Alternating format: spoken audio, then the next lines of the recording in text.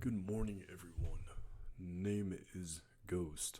I used to go by a name called Little Mad Tiger years back, about 2 years ago.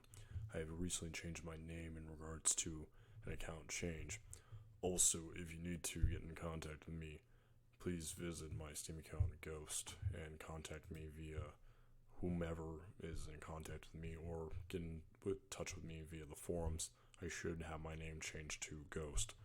You could find previous projects made by me in coding and resources, and you could find a few made by me in 2017. Now, the purpose of this video, I've never really gone into the networking portion of computer science. I know that a lot of people understand the programming, the coding side, script kiddies, all those individuals. However, one of the main primes of computer science and just the computer science realm in general is IT, networking. Understanding how user requests information and the user is sent back the information from the network is the most important step in understanding how you can program better and also how you can develop yourself to just be better with technology. Now let's dive into a little bit on what networking allows you to do and also what it will allow you to accomplish. So essentially what I mentioned in regards to user requests information and then the network gives that information back to the user is what is described in the OSI model. Now, this is essentially the model that will describe that process, and I'm going to dive a little bit in depth into the specific portions of each step, and I'm going to dive into examples as well. So, the physical layer is the physical structure. We have your computer or laptop or whatever you're using. It's your host. Now, the host has connections to whatever it's using to get internet from. This is a coax cable, a fiber optic cable, wireless. So wireless would be essentially like a wireless adapter, or DNA for short, hubs, repeaters, etc. Now, this is essentially your layer that is used that is external. You can see it. Most of the time you can see it. Very simple. Now we're going to hop into the next step. Our cables have to plug into something. So, Ethernet cables will normally plug into routers or modems from the host user. So the host user is essentially, again, a computer, a laptop, or something that the Ethernet cable can plug into. PPP, a point-to-point connection. Essentially, this is connecting a host to two different routers. A switch, you're connecting the host to a port on a table switch that is connected via the services directly. A bridge is a bridge network.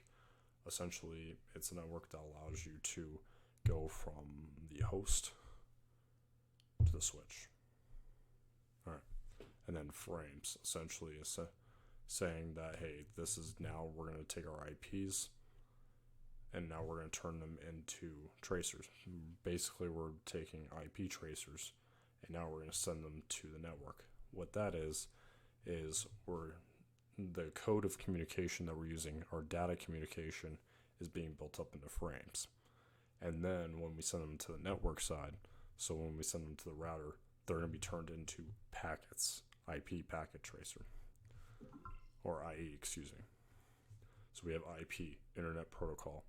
Essentially, this is turning our data communication into a specific frame number sets and allowing us to specifically find information from the network in a very specific manner, in a very, very specific way, and getting that information and sending it back to the user. ICMP, Internet Control Management Protocol. Essentially, let's say that the specific IP trait or IP packet has an error. It's not good. What this allows it to do, it protects it from the errors, allowing your packet to move smoothly and allow it to identify the issue very quickly. IPsec. You'll see IPsec mainly in VPN services. So essentially what it will do is IPsec will allow you to, let me think about this specifically, manage your packet tracer. It's a security implement in the packet tracer, allowing you to essentially mask it. And then you have your internet group management protocol. Again, it's just allowing your packets to be grouped into multitudes. So packets, I've already included that into the talk. Now let's go into transport. You have your TCP, UDP. We're not going to dive into UDP because that's pretty unreliable. We're going to talk about TCP, transmission control protocol. Essentially, it's gathering all your packet tracers, so your IP packet tracers, and allowing it to finally derive the information and send it back to the user. Again, end-to-end connections. This is essentially the server itself. You're actually contacting the application server, so whatever you're using. We'll do a really wild one. We'll do ESXi. Essentially, it's contacting ESXi, and it's getting and it's pulling services finally. So now we get into what it sends back to the user. So we have session, presentation, and application. I'm going to smooth through these very quickly because they're all pretty self-explanatory. Essentially, what it will allow you to do is it will allow you to finally see your user endpoint, and it's finally sending it back, the IP packet tracer back in a specific way, in a specific format, on how the user requested it based off how the network retrieves it. Very simple. I'm not going to dive into all of these. If you guys want more information on these, please let me know in the comments on the forums. I will be glad to fill you in more on examples of those. So now, I'm going to go a little more into detail here on TCP IP network architecture. Essentially what I was explaining earlier in regards to the specific points. So you have a process, host, network, media. Your link layers is your coax cable, your Ethernet cable here, physical medium independence, and then you have your network. These ones right here, this is essentially what type of network is applicable for that. So you can have a network that strings, just in your office building. You can have one that strings within a county, or you can have one that strings upon many cities and states. So that was an example for each of them if you weren't catching on. Transport layer, essentially where you're going to be getting this information from, or how you're going to be relaying this information to the network. So you're using host, your computer, laptop, whatever you're using.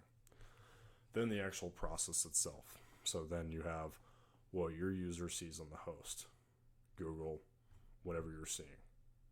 Simple deal. I'm going to also dive in a little bit into an example in regards to Packet Tracer. Now, Packet Tracer is a program that you can use that will be able to mimic the configuration of Cisco routers and switches, and allows you to interface VLANs. It also allows you to derive access points. It allows you also to just basically work on the entirety of your network. I would actually recommend this for people who are more interested in the IT networking field. It is a CCNA authorized program. It is used in many courses. CCNA, let me see, Sec Plus doesn't use it anymore. There's some other ones as well that use it, and this is essentially going to strengthen your networking knowledge and allow you to understand routing and switching better. Alright, gentlemen and ladies, of course, thank you for watching this video. If you have any questions or concerns, please message me on the forums. I will be glad to assist you at this point. Thank you, and have a wonderful day.